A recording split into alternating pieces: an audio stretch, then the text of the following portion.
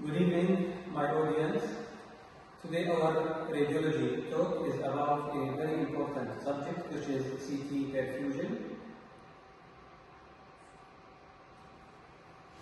And the objectives of this talk is to demonstrate the principle of perfusion CT.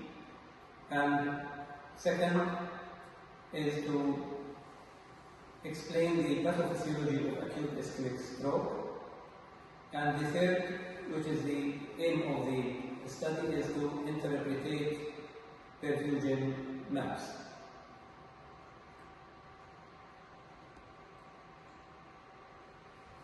Basically, when we are talking about CT perfusion, we are talking about specialized imaging modality, which is used to assess the highly critical cases of acute ischemic stroke that come in the first, second, or third early hours of the insult to the emergency room. And the aim is to differentiate between the salvageable area of the brain infarct versus the dead core infarct area.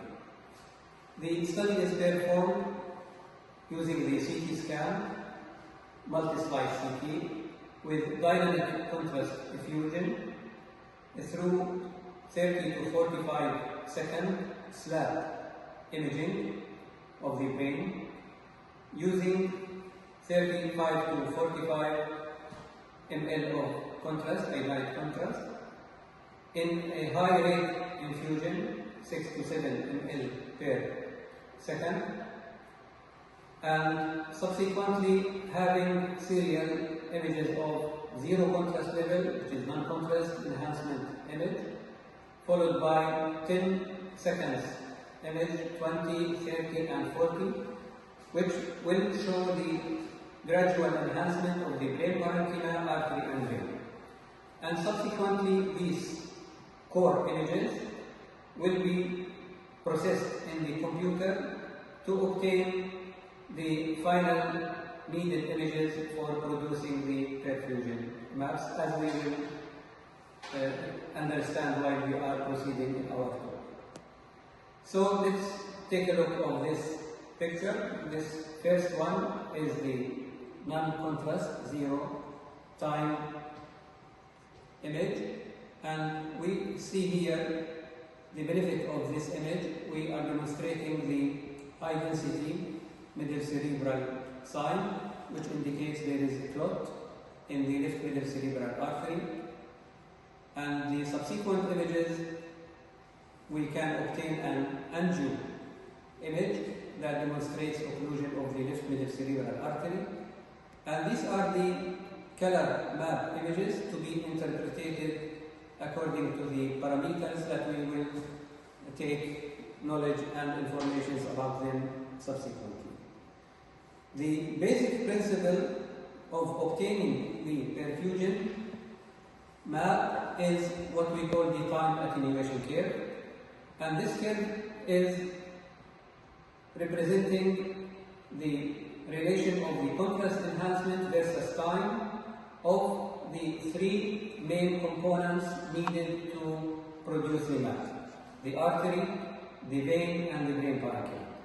The artery chosen for this is mainly the anterior cerebral artery, and the brain parenchyma region of interest is in the expected area of major infarct, and the vascular venous structure is superior sagittal vein. And we obtain a wave for each structure. The first wave is the artery wave. It goes into gradual increased enhancement to the peak and then wash out, followed by the vein, which is delayed and more intense, reaching a peak and for wash out. And the third wave is the parenchymal wave, which also gradually go into a peak and then a clear wash out. We will use these waves in the time attenuation curve to obtain and process our subsequent color images and the true perfusion map that we need to learn how to interpret it. Okay, now we'll come to definitions which are needed to understand the process. The first definition is the time definition. Of course, when we are evaluating the perfusion study, we are evaluating a pixel that represents the cell of the brain, and we are concentrating on the capillary network. So there is element of time, there is element of volume, and there is element of flow. We'll start with the time. The time needed to be clarified is the mean transit time, which means average mean time that the available red blood cells need to cross the brain capillary network. And the second parameter is the cerebral blood flow, which represents the volume of blood passing through a given amount of brain tissue in a given amount of time, and most commonly represented by millimeters of blood per minute per 100 gram of brain tissue. And the third parameter is the parameter of cerebral blood volume, which represents the volume, true volume of blood in a given amount of brain tissue, and most commonly represented as millimeters of blood per 100 gram of brain tissue, regardless the time interval. If you notice that these are the main three parameters that we need to assess a cerebral perfusion at microcirculation level of the pixel, which is the blood cell in the brain tissue. Brain cell in the brain tissue. This is the simple diagram to demonstrate these three parameters, representing three areas. The area one is the arterial input and supply, and the second area is our pixel, which represents the brain cell, and the microcirculation capillary network of the cell, and subsequently the third element is the vein, which we are not really interested to calculate or evaluate in our perfusion CT scan. The first parameter is mean transit time. It means how much time is needed for the available blood to cross through the capillary network from the arterial side to the venous side. And this time is important because if it is elevated more than normal, it reflects abnormal hemodynamic going on through this tiny pixel due to vascular compromise, narrowing or occlusion.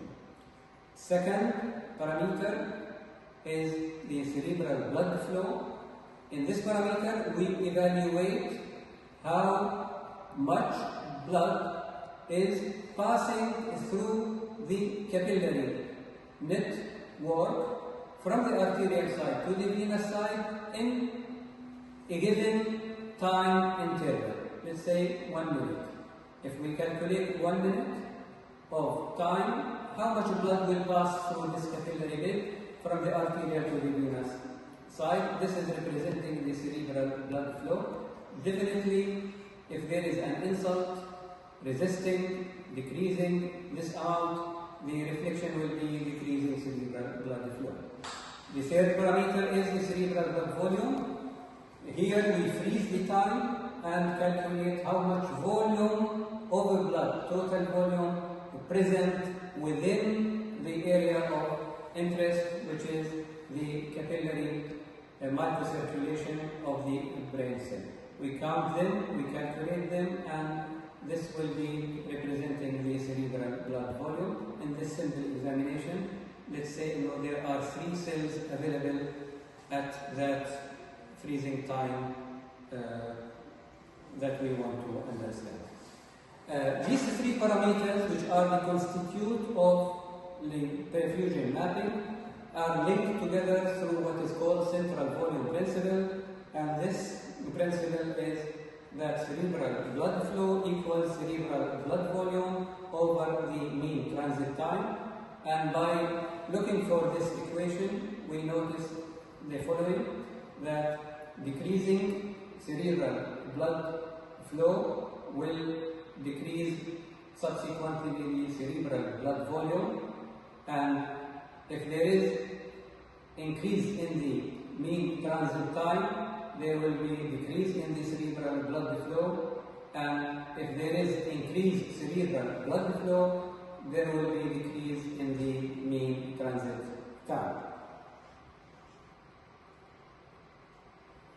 This is what we need to say in this first part of the CT cerebral perfusion, and in the second part we will talk about the pathophysiology of acute cerebral ischemia, which will support us with the main subsequent changes that will occur secondary to the ischemia and the effect on these parameters, which finally will lead us to how we can interpret the perfusion. Thank you for listening, and hope to see you in the second lecture, inshallah.